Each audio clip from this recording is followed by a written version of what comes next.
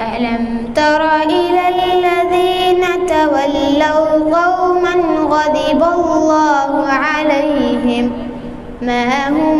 منكم ولا منهم ويحلفون على الكذب وهم يعلمون أعد الله لهم عذابا شديدا إنهم ساء ما كانوا يعملون اتخذوا أيمانهم جنة فصدوا عن سبيل الله فلهم عذاب مهين لا تغني عنهم أموالهم ولا أولادهم من الله شيئا أولئك أصحاب النار هم فيها خالدون يوم يبعثهم الله جميعا فيحلفون له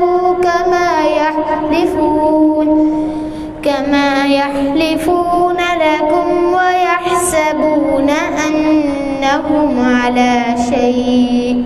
ألا إنهم هم الكاذبون استحوذ عليهم الشيطان فأنساهم ذكر الله أولئك حزب الشيطان ألا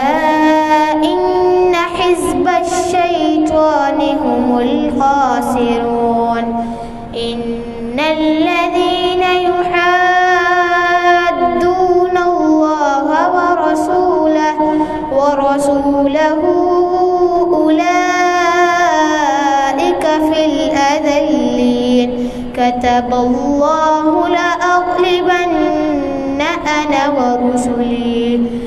إن الله قوي عزيز لا تجد قوما يؤمنون بالله واليوم الآخر يوادون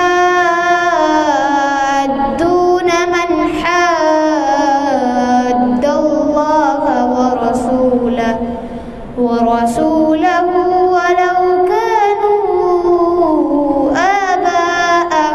أو أبناءهم أو إخوانهم أو عشيرتهم